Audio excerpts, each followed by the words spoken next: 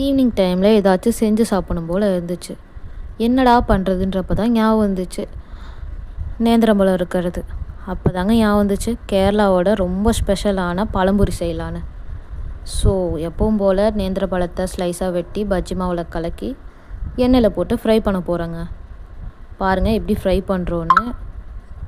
இதை பார்க்கும்போதே டெம்ட் ஆகுதுங்க. எப்படா ஃப்ரை ஆகும்னு இருக்குது. கோல்டன் நிறம் வரையும் வெயிட் பண்ணணும். கருக விட்டுறாதீங்க, அதான் ரொம்ப முக்கியம். இல்லைனா அதோட டேஸ்ட்டே போயிடும். ஸோ வெயிட் பண்ணி பார்ப்போம் எப்படி இருக்குன்னு. அதை பார்க்கும்போதே எப்படா சாப்பிடுவோன்னு இருக்குது. இப்போ ஃப்ரை ஆகிட்டுருக்கு. ஓகே, எடுத்துடலாம் நினைக்கிறேங்க. பாருங்கள் எப்படி இருக்குன்னு. ஓகே, மிச்சம் இருக்கிறதே போட்டுருவோம். பொறுமையாக போடுங்க, கையில் எண்ணெய் தெரிச்சிடக்கூடாது. சேஃபாக பண்ணுங்கள்.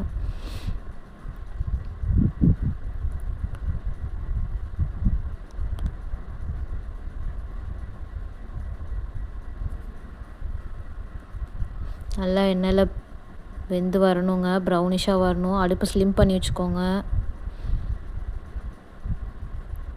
ஓகே, கிளைமேட் எப்படி இருக்குன்னு பார்ப்போம். மழை வர மாதிரி இருக்குங்க. ஸோ இந்த கிளைமேட்டுக்கு இதை சாப்பிட்டா இன்னும் நல்லாயிருக்கும்னு நினைக்கிறேன்.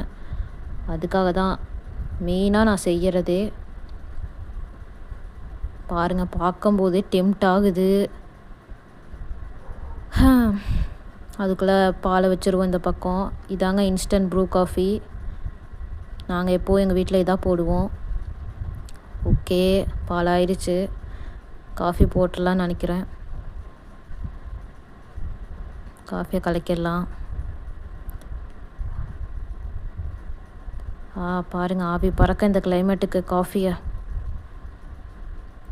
காஃபி ப்ளஸ் பழம்பொரி வேறு லெவல் காம்பினேஷனுங்க.